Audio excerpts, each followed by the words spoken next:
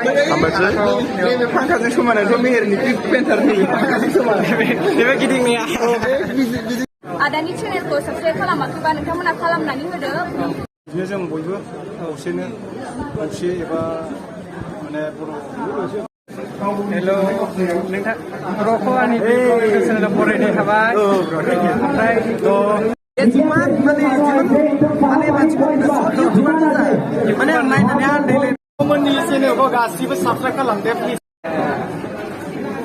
बस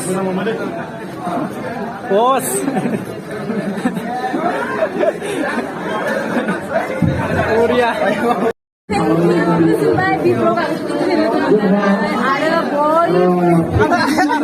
Saनसेयाव आंनो फवासे नांथारगौ फवासे दैनि मोजां जायो थारमाने आरो मोजांबो मोनो गोसोफोरखौ मोजां मोनो आरोना गोसोफोरखौ ओमफ्राय नोंथांमोना सापर्ट खालामबाय थाबानो जाबाय भिउफोरखौ एसे मोजाङै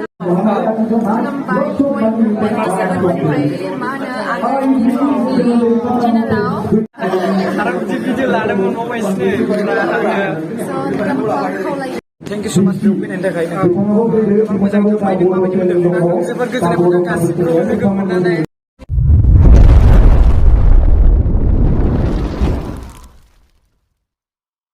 हेल' फ्रेन्ड्स खुलुमबाय बयखौबो आंनि बि ब्लग इउटिउब चेनेलाव बरायनाय थाबाय आसा खालामो नोंथांमोना मोजाङै दं आरो आंबो मोजां दं स' दिनैहायथ' 5 जुन दिनै इउटिउब मिटआप दं स' लोगोफोर जोंबो थांनो नागिरदों बेयावनो गिदिर इउटिउबारफोरखौ लोगो मोनगोन होननानै आसा खालामबाय आरो स' दा जोङो थांनानै नायसै सोरखौ लोगो मोनो आरो स' नोंथांमोना भिडिअखौ मोजां मोनोबा नायलांबाय थाबानो जाबाय गाइस थ' लोगोफोर जों दा ट्रेनजों थांनो नागिरदों जों दा रङियाव ओंखारहैगोन गसाइगावआव गाखोलांनो नागिरदों थ' ट्रेना दाबो फैयाखैनो जों नेगासिनो लोगोफोर ट्रेना बिदिनो 8टासोआव फैगोन आरोना थ' जों नेगासिनो नै ओमफ्राय ओरैजों मेरलाफोर थांग्रा दं स' नोंथांमोनखौबो नायलांबाय थागोन होनना आसा खालामबाय आङो ओमफ्राय आंजों लोगोसे दंफायो नै ओरैजों लोगो सानै दं बिसिनाबो इउटिउब चेनेलाव लोगो हमनोसैना ओरैजों बर' दं सासे हेल' हाय बुल' हेल' इउटिउब चेनेल दं बेनाबो स' जों साथामजों लोगो हमनोसै आरोना इउटिउब मिटआपाव जों थांनोसै इउटिउब चेनेल दङ स' गाइस बिदिबा नायलांबाय थादो नोंथांमोनाबो देखायलांबाय थानोसै आं स' भिडिअखौ मोजां मोनोबा साबसक्राइब खालामनानै होबानो जाबाय बिनि उनाव लाइकफोर खालामना होदो गाइस मोजां मोनोबा आसा खालामबाय नोंथांमोना नायलांबाय थागोन होननानै सफैबायानो गाइस जोंना ट्रेनानै ओहो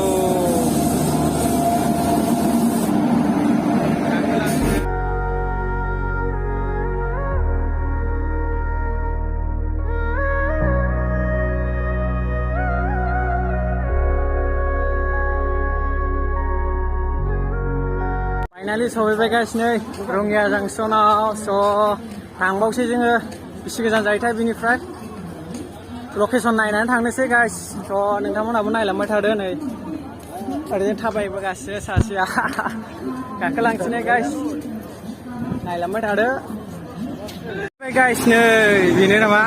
बेनो हाबहैनायसै सिङाव हाबहैनायसै गाइस नै मोनफैबायानो फाइनालि सफैबाय गाइस नै ओमफ्राय ओरैबो माखासे दंबावो ब्र' नोंसोर अबेनिमोनलाय नोंसोर अबेनिफ्राय फैदों उदालगुरिनि नोंसोर गासिबो एखेजोबखाना स' जोङो दा नैबे रेस्टुरेन्ट खाथियावनो दंफैयो आरोना नै ओमफ्राय जों ओरैनो बायहेरायाव दंफैयो आरोना नै बेयावनो नै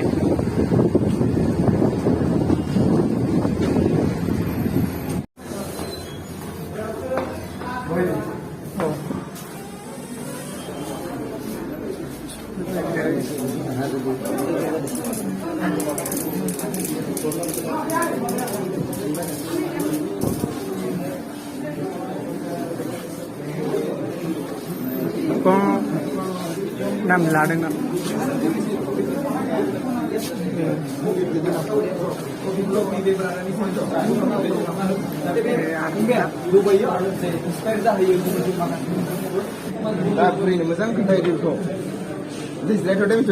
गावनि नाम ना Bhabendra Brahma BSA BEN DRA Brahma 1.8 Kokrajhar 8135 Thank you, bro. बि ब्लग इउटुब चेनेलाव बरायनाय थाबाय हामबायसै बे फांखाजों समानाथ' मेहेरनि पिक पेन्टारनि फांखाजों समान बे गिदिंनाया बिजों समानथार आं इउटुबावसो नुबाय थायोमोन माबोरै मोनदों जोबोद गोजोननाय मोनबाय आं दा हाथ'ला जों जिरायग्रोनोसै आरो खेबसे मिनिलाय नों मिनिग्राया आं माबा जागोन थाबथागोन ना जागोन दे होमबा खामानि होनांगौ गैया गरमथार नोंनि ससपेक्ट गोमाबाय नों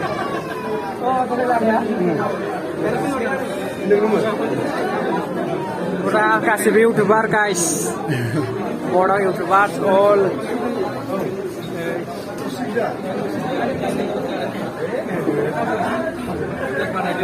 आदा मेहेर बस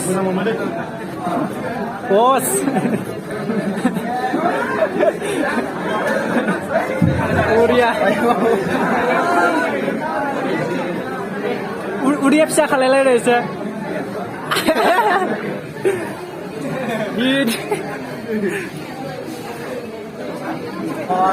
डायलग होगासिनो जोंना आराम मेहेरा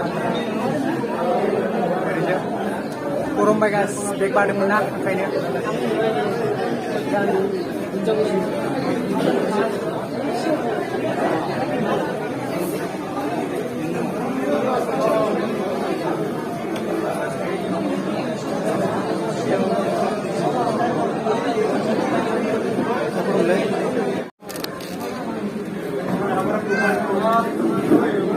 Guys, खुलुमबाय जुमाव नायग्रा रायजो-राजाफोर जोंनि इउटुबार लोगोफोर गासिबो गाव नुजाथिफैनो हानाय जोंनि इउटुबार लोगोफोर नैबे बिथाङा बेंगलरनिफ्राय फैलायदों दिनैनि मिटिंनि थाखाय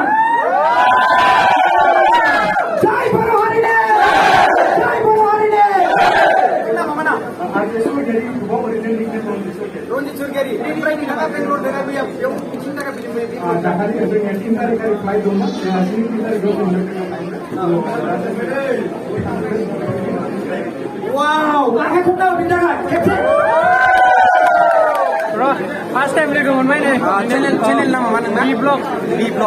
अन्नानै बयबो बि ब्लग चेनेलखौ साबस्क्राइब खालामना होबानो जाबाय आरो ना ओमफ्राय गोबां इउटुबार बे जिमान माने मानसिफोर सब इउटुबार माने आं नायनानै आन्दायलायबायसै आरो ना सब ओरैबायदि गरम जोब्बाय सब जाय आंनि साबस्क्राइबारफोर बयबो मा होनो बि ब्लग चेनेलखौ थांना बयबो साबस्क्राइब खालामना होबानो जाबाय ना आंनि फेमिलिनिफ्राय जाय नायबाय दं प्लिज अननानै साबस्क्राइब खालामना होबानो जाबाय थेंक इउ दे ब्र थेंक इउ नै ब्र'आ लाइभ होगासिनो मिथियामलै माने सापर्ट खालामलायनांगौ गरमा बरिया आं आंनि खामानि मावबाय थागोन आं आंनि खामानि मावबाय थागोन बेबायदि गथ'आ सोलियोब्ला सानसे समाव नोंनि जिउआ रानफोरदों आं सोलियो हेल' नोंथां ब्र'खौ आंनि इउटुब चेनेलाव बरायनाय थाबाय ओमफ्राय आंबो दिनै फार्स्ट टाइम लोगो मोनदों ब्र'खौ जोबोद मोजां नांदों आंबो सानाखै माने ब्र' मोनायाव फैगोन होननानै माने कन्टेक्ट सन्टेक्ट खालामनाय जायाखै नालाय सानसे लोगो मोनबाय जोबोद मोजां नांदों गासैबो जोंनि अल इउटुबारफोरा बेयाव फैजोबनाय इउटुबारफोरा ओमफ्राय नै बर'या गावबा गाव नामाव मोनसे कार्ड बनायबाय इउटुबनि नोंथांमोना थाबैनो जोंनि ब्र'नि चेनेलखौ नुगोन लोगोसे आंनि चेनेलखौ नुगोन फैगासिनो दोङो ओमफ्राय एथिखाल लाइभ होबाय थादों खस्थ' मस्थ'नो नोंथांमोननि थाखायनो खस्थ' खालामदों दे गाइस आरो लोगोसे गासैबो मिथिथों बयबो माने बिदि गोदो जोंनि जायगायाव जादों ना बयबो मिथिथों होननानै आं एडभान्स माने लाइभ होबाय थाखादों आरो माने डाबल भिडिअ खालामबाय थादों आङो दंब्रबो साबोदोबानो जाबाय आंनिफ्राय जुदि सोरबा सिनायनाय दङबा साबोदोबानो जाबाय दे गाइस बिदिनो सापर्ट नांगौ ब्र'खौ लोगो मोननानै जोबोद गोजोननाय मोनबाय गोजोनदों ना माबा जों नोंखौसो नुबाय थायोमोन नालाय दिनै लोगो मोनलायजोब्बाय बिदिनो बिराद गोजोननाय मोनबाय मोजां नांदों दे आंबो जोबोद मोजां नांदों दसे आरो बिदि गिदिंबावनो दं दे होमबा थेंक इउ ब्र' मा मानसि गाइस नै बारबोबाय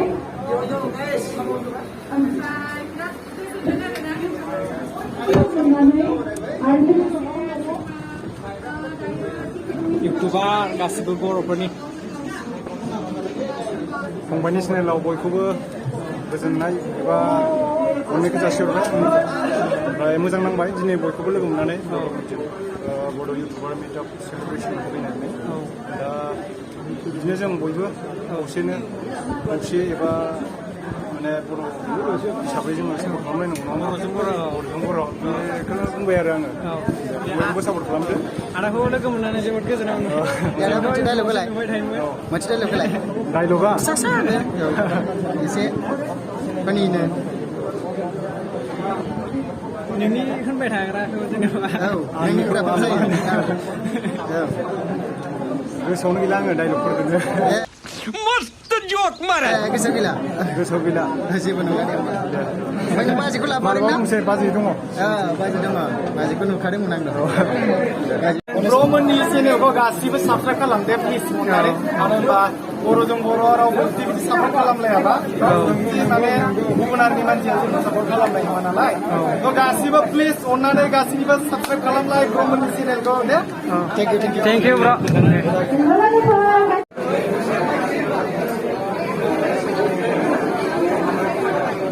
Ulus tour guys nih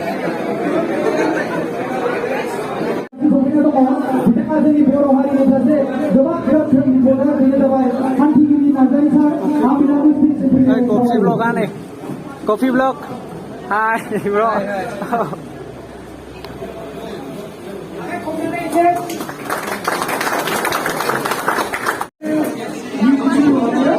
बर' ब्रान्डखौ सापर्ट खालामदो जायनि सापर्ट खालामाखै सापर्ट खालामनानै होदो माने इउटुबखौ साबस्क्राइबार खालामनानै होदो आरो support खालामलायदो Thank you so much फैनायनि थाखाय बेवहाय लोगोसे आंनि मुङा बर'राव बसुमतारी आंनि फिसा उदालगुरि रुटा आंनि मुङा मिस्टार बसुमतारी आरो जोंना जिनिया सिस्टारखौ आंनि बि ब्लग इउटुब चेनेलाव बरायनाय थाबाय सिस्टारा एसे बुंना होदो ओरैनो आङो गासै फल' खालामसै आदानि चेनेलखौ साबस्क्राइब खालामाखैबा नोंथांमोना खालामनानै होदो बि ब्लग चेनेलखौ जायजों खालामनानै होदो आरो नोंथांनि भिडिअखौ जोबजासिम नायबानो जाबाय दे नोंथांमोना मोजां मोजां भिडिअ होनांगौ नोंथांमोना सापर्ट खालामलांबाय था जाहाथे उनाव मोजां मोजां भिडिअ लांबाय थानो हानायनि थाखाय सापर्ट खालामलांबाय था दिनैहाय जोंनि फंबाय ब्रादारखौ आं इउटुब चेनेलाव बरायनाय थाबाय जोंना फटक जरा होयो नेपालि सोमोन्दो जायगाया मिथिबायना आमफ्राय बिदिनो फंनैसो जोबोद मोजां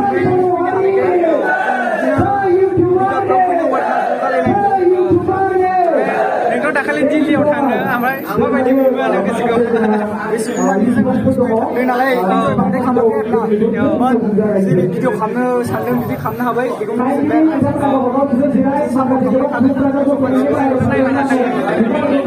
फुरा किउट मानो फुरा किउट रेला किउट थिगानो फुरा मोजां भिडिअनिफ्राय साबसिन बिदिबा नोंनि इन्ट्र' लाइभखौ मोननानै गोजोननाय मोनबाय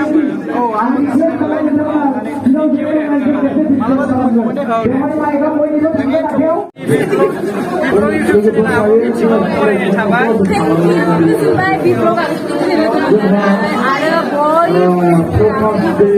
सापर्ट खालामदों कमेन्ट साबस्क्राइब खालामलां आरो नायनानै दोननानै बयबो साबस्क्राइब खालामलां आरो लोगोसे सापर्ट खालामदों आरो मोजां मोजां भिडिअ लाबोनानै थादों आरो थेंक इउ आब'खौ दिनै फार्स्ट टाइम लोगो मोननाय फुरा गोजोननाय मोनबाय फुरा एक्साइटेड दंमोन आङो बिराद मिजिं बारा बिराद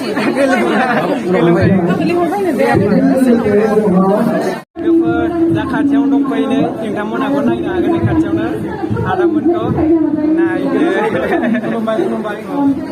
आरो जों आदानि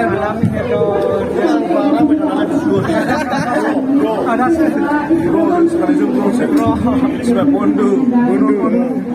बिराद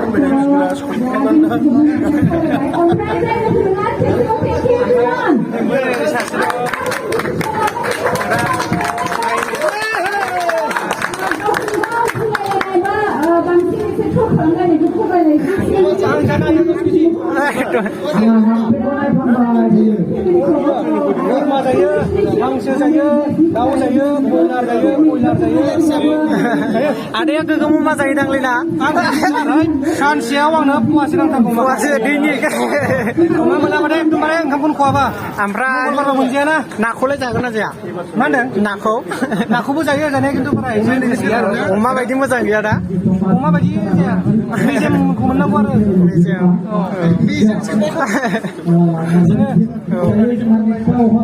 लोगोफोर दा आंनि खाथियाव दंफैयो नै जोंहा बड' मिउजिक देखायग्रा आरो चेनेलनि नामाबो मिउजिकआनोखा नोंथांमोनहाबो नायदो नै ब्रादारखौ आंनि ब्लग चेनेलाव बरायनाय थाबाय गिबियावनो आंनि खुलुमनायखौ बि ब्लग चेनेलनि गासैबो नायगिरि नोंथांमोननिसिम माने खुलुमहरबाय आरोना नोंथांमोनखौ जेनेबा बिथांखौ जुदि सोरबाफोर जुदि चेनेलाव गोदानब्ला आरोना चेनेलाव गोदानब्ला प्लिज अननानै साबसक्राइब खालाम आरो खाथियाव थानाय बेल आइकनखौ थुना हो दे जाहाथे नोंथांमोना बिथांनि गोदान गोदान भिडिअखौ माने नुनो मोनो आरोना ओमफ्राय खायसेया माने बेल आइकनखौ थुवा दे थुवालासिनो मोनसेल' थुनानै अल थुवालासिनो दोनो ओमफ्राय नटिफिकेसन फैयाखै होनना बुङो आरोना थ' बेनिखायनो माने एसे प्रब्लेम जायो आरोना आरो नोंथांमोना कमेन्ट खालामथार भिडिअखौ मानि सायाव नांगौ बेफोरबायदि कमेन्ट खालाम आरोना होमबाना माने लाबोनो मोजां जायो थारमाने आरो मोजांबो मोनो मोजां मोनो आरोना गोसोफोरखौ ओमफ्राय नोंथांमोना सापर्ट खालामबानो थाबानो जाबाय भिउफोरखौ एसे मोजाङै लाबो जाहाथे जेनेबा गोसो जायो आरोना भिउ गैयाबाथाय दुरबल जायो माने नार्भास जायो आंनि भिडिअआ जायाखै नामा मोजां मोनाखै नामा बेबायदि जायो थ' बेखिनियानो आरोना आंनि बुंनांगौआ सापर्ट खालामलांबाय थाबानो जाबाय प्लिज अननानै आरोना गाइस आरो शेयार खालामजोबना हो शेयार आरो नोंथांमोनाथ' नुखाय जाबाय माबायदि मिउजिक बानायो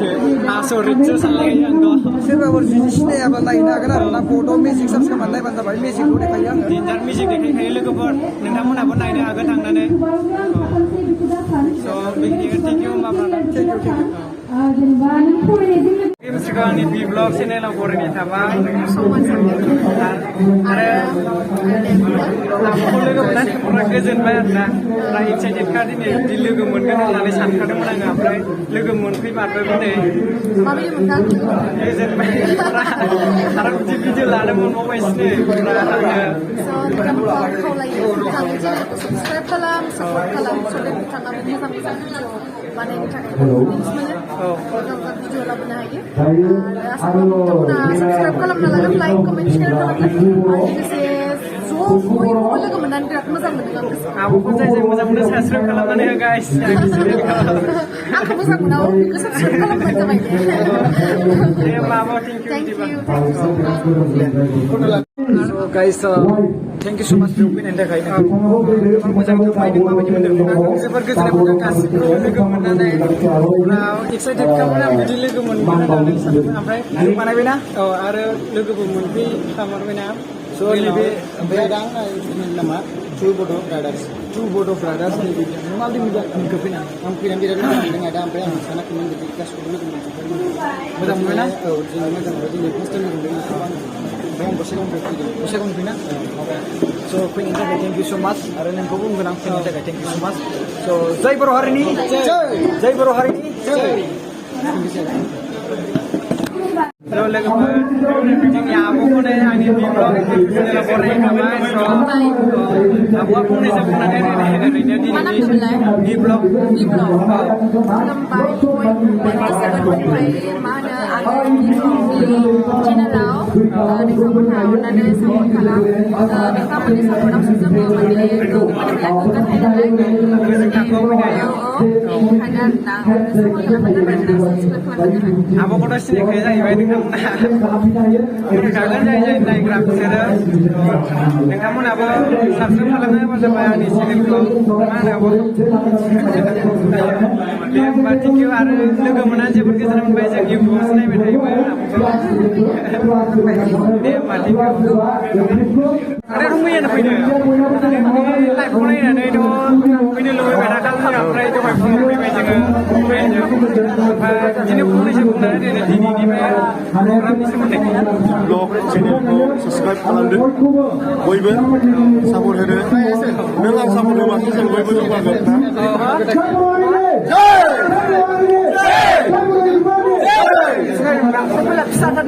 बेनो जों सापर्ट खालामलायनांगौ आरो बेलाइखौ नाजाबनांगो बेबायदि गोजाखौ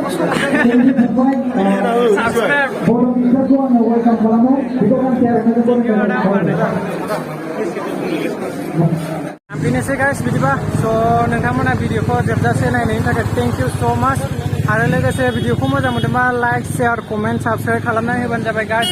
स' नोंथांमोना भिडिअखौ माबायदि नुदों कमेन्टफ्राव खोन्थाहरबानो जाबाय बाय बाय बिदिबा गाइस